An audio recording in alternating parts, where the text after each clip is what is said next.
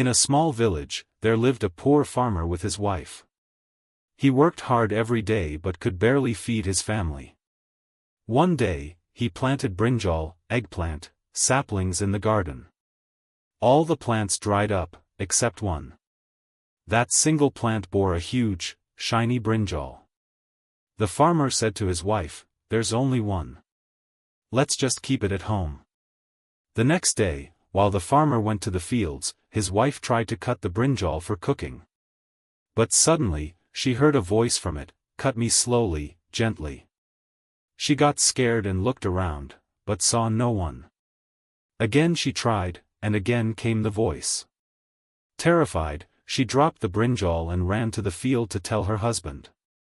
They both rushed home. When they touched the brinjal, it opened up, and to their shock, out came a beautiful baby girl. They lovingly adopted her and named her Baganthi. Time passed. Baganthi grew up into a graceful, beautiful young woman. One day, while working in the fields with her father, the king of the land passed by. As soon as he saw her, he was mesmerized by her beauty. He inquired and soon called the farmer to his palace. The farmer, hesitant, told him the truth, that she was not his real daughter, but was born from a brinjal. The king replied, "That doesn't matter. I want to marry her and make her my queen." The royal wedding happened with great celebration. The king renamed her Brinjal Princess, Bagan Sundari, and loved her dearly. Yellow circle jealousy and danger begins. The king had two other queens. The elder queen grew jealous of Bagan Sundari, as the king gave her all his attention and love. Out of envy, the elder queen began asking, "Where does your life force lie?" Bagan Sundari avoided the question again and again. But due to repeated pressure and emotional blackmail, she finally revealed. "My life lies in a necklace inside a box, hidden in a wooden chest, deep in the well in my parents' garden." The elder queen immediately sent a diver to retrieve the necklace.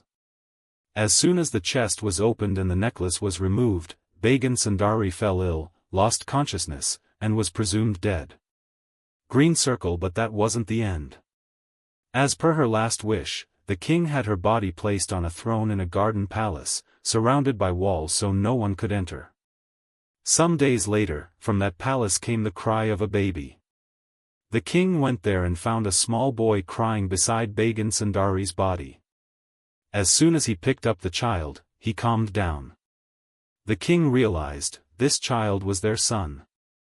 He started visiting daily, feeding and playing with the boy. One day, he asked, "Son, who is this woman lying here?" The boy replied, "Mother."